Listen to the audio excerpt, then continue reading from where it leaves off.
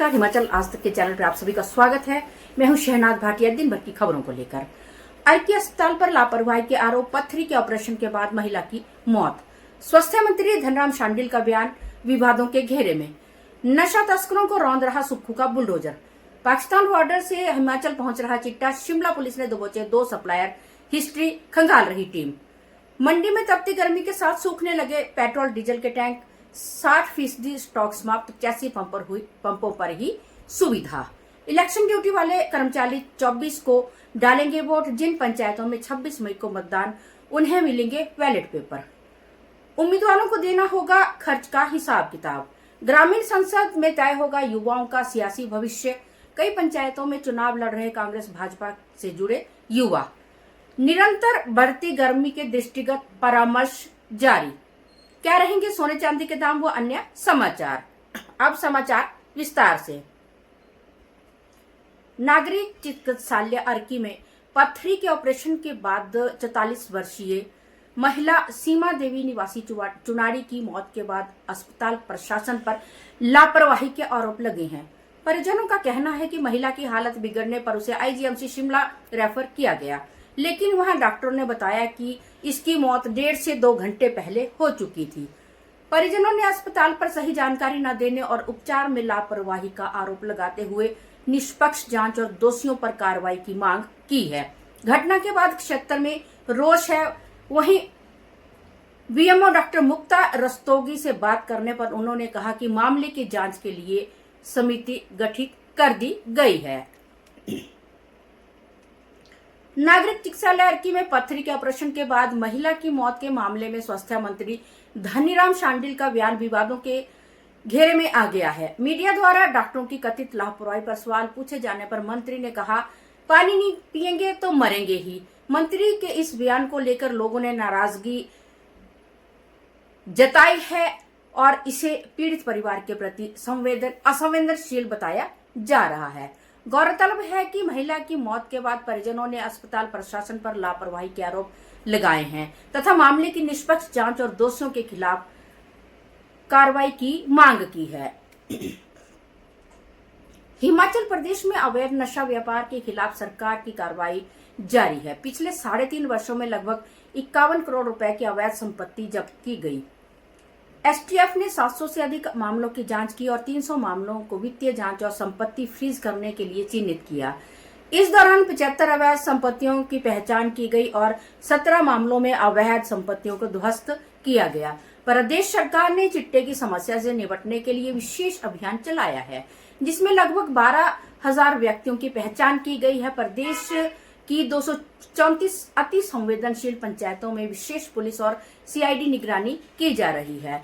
वर्ष 2003 से अब तक एनडीपीएस अधिनियम के तहत 6,811 मामले दर्ज किए गए हैं, जो कि पिछली सरकार के कार्यकाल की तुलना में 33.18% अधिक है। इस अवधि में 10,357 आरोपियों को गिरफ्तार किया गया है और चिट्टा सहित 45,857 किलोग्राम मादक पदार्थ जब्त किए गए। नशीली दवाओं के खिलाफ इस अभियान में 21 पुलिसकर्मियों सहित 31 सरकारी कर्मचारियों को बर्खास्त किया गया है। शिमला पुलिस ने नशीले पदार्थ के खिलाफ अभियान के दौरान पंजाब के भारत पाकिस्तान सीमा से सटे इलाके से हिमाचल तक पहुंच रहे चिट्टा नेटवर्क का पर्दाफाश किया है। इस मामले में पुलिस ने पंजाब के फिरोजपुर जिला के रहने वाले 22 वर्षीय आकाशदीप उर्फ आकाश को गिरफ्तार किया है, जिसे जलालाबाद जिला फाजिल्का से पकड़ा गया। पुलिस के अनुसार फिरोजपुर जिला भारत पाकिस्तान बॉर्डर से सटा हुआ इलाका है, जहां से चिट्टे की सप्लाई हिमाचल तक पहुंच रही है। यह मामला पुलिस थाना सदर शिमला में 9 मई को दर्ज एफआईआर से जुड़ा है, जिसमें फिरोजपुर निवासी निशांत सिंह और कपूरथला निवासी 23 वर्षीय गुरप्रीत सिंह को गिरफ्तार किया गया था। दोनों आरोपियों के कब्जे से करीब 10.300 ग्राम चिट्टा बरामद किया गया था।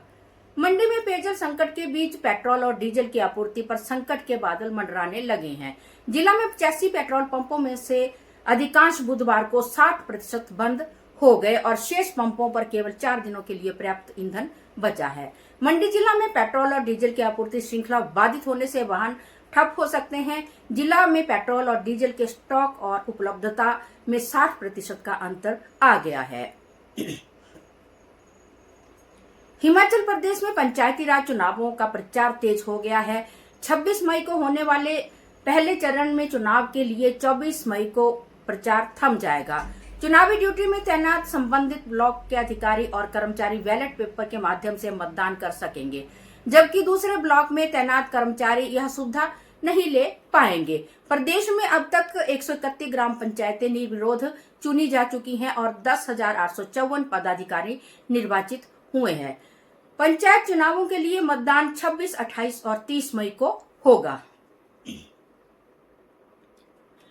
हिमाचल प्रदेश में संपन्न हुई शहरी निकाय चुनावों के बाद अब सभी उम्मीदवारों को अपने चुनाव खर्च का हिसाब देना होगा। राज्य चुनाव आयोग ने इसके लिए 1 महीने का समय दिया है। निर्धारित समय के भीतर अपने चुनाव खर्च का वितरण नहीं देने वाले प्रत्याशियों पर कार्रवाई की जा सकती है और उन्हें 5 साल के लिए चुनाव लड़ने से अयोग्य घोषित किया जा सकता है। नगर निगमों के लिए 1 लाख, नगर परिषद के लिए 75,000 रुपए और नगर पंचायतों के लिए 50,000 रुपए की सीमा निर्धारित की गई थी।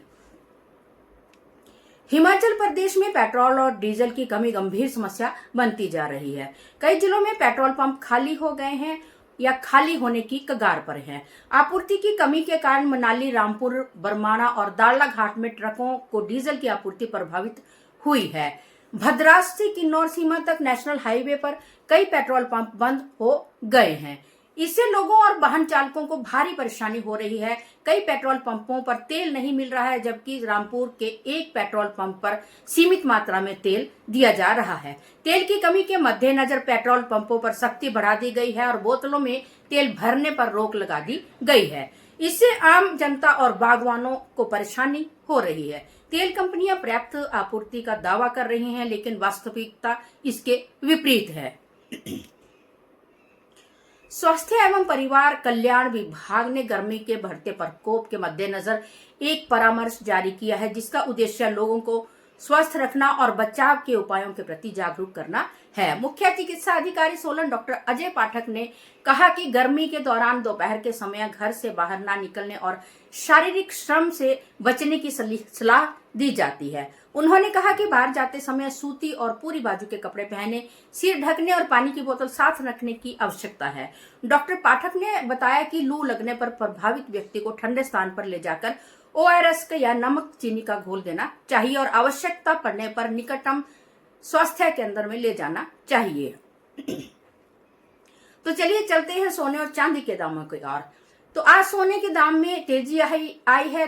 सोना आज 1,48,000 22 कैरेट 916 हॉलमार्क हो गया है, जबकि चांदी के दामों में कोई भी बदलाव नहीं हुआ है।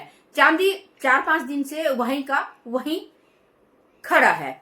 तो चांदी 280 पर ग्राम और 2800 रुपया तोला है। अभी आगे सोना और चांदी के दामों में उछाल आने की संभावना है।